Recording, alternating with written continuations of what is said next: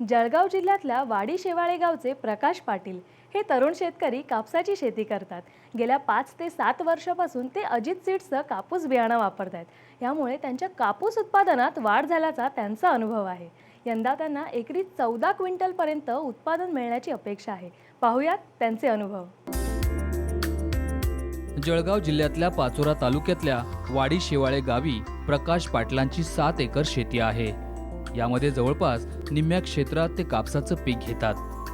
यंदा देखील त्यांनी जवळपास 2.5 ते 4 एकरात कापसाची लागवड केली आहे।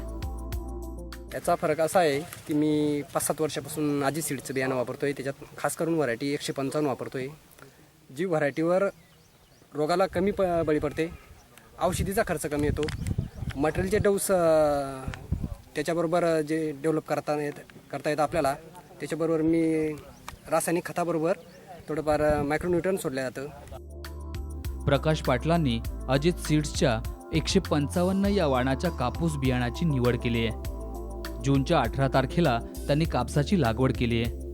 ह्यावेळेस मला दरवर्षाप्रमाणे मला याच्यामध्ये 30 क्विंटल कपाशी व्हायची। यावेळेस मला दुप्पटच्या जवळपास अपेक्षा आहे, 50 ते 55 क्विंटलपर्यंत अपेक्षा आहे या व्हरायटीमध्ये 2.5 एकरमध्ये।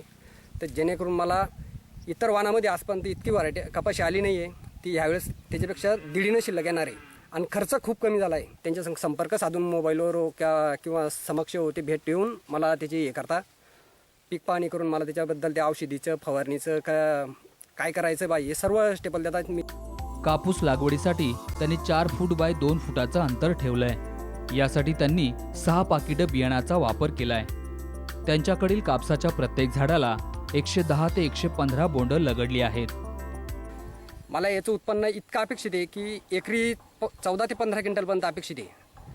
त्याच्यानंतर एका झाडावर अजित 155च्या 110 ते 120 पर्यंत कैरी आहे। तिची साईज फार मोठी आहे, इतर तुलनेपेक्षा भरपूर मोठी आहे आणि मला याचं उत्पन्न दीडीनं अपेक्षित आहे। माझ्या एका झाडाला 110 ते 120 पर्यंत कैरी लागली आहे। त्याच्यानंतर त्याची जी बॉल साईज आहे ती भरपूर मोठी आहे, ती 6 ते 8 ग्रॅमपर्यंत बोंडाची अपेक्षा आहे। इतर वेळेस ते जे 4 ते 5 ग्रॅमची अपेक्षा राहते दुसऱ्या व्हरायटीपासून।